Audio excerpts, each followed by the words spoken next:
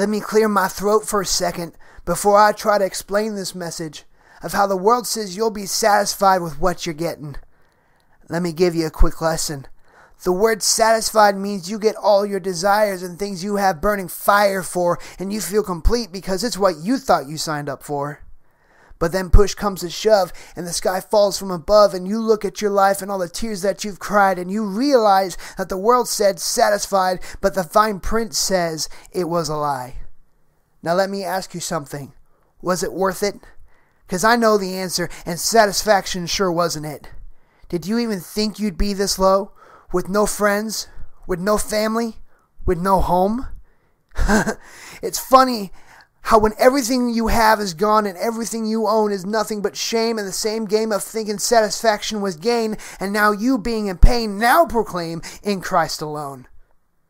Grab a paper, grab a pencil, write this down so you remember. Christ didn't come to be your saving utensil, but he came with love, so that every time you can't carry on, you can crawl into his arms as he pours out his heart and says to you, "Well done, my child, welcome home."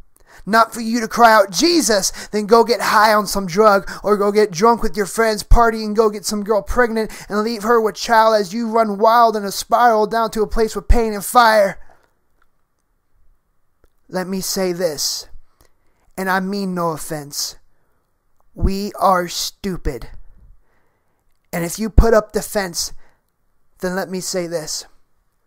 We, mere humans, looked at Christ and what he went through, hanging on a cross for me and you.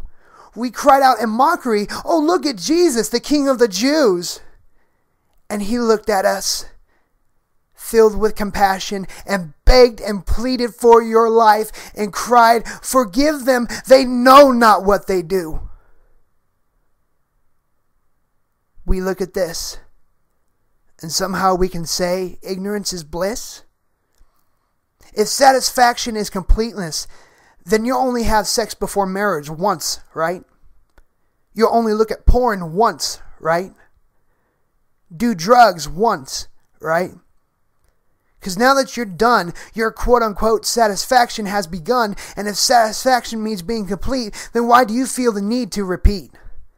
How is it that what makes you whole tears apart your soul? You're not filling a hole.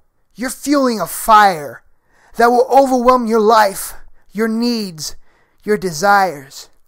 If satisfaction is something the world has, then why is our world filled with rehabs? You say you live your life to its quantity with no apologies, but I'm 100% positive sorries will ooze out of your mouth when life and death come about, and you're wondering why did you stay in when God was screaming, "Get out!" I have one question left on this poem's last line. Are you satisfied?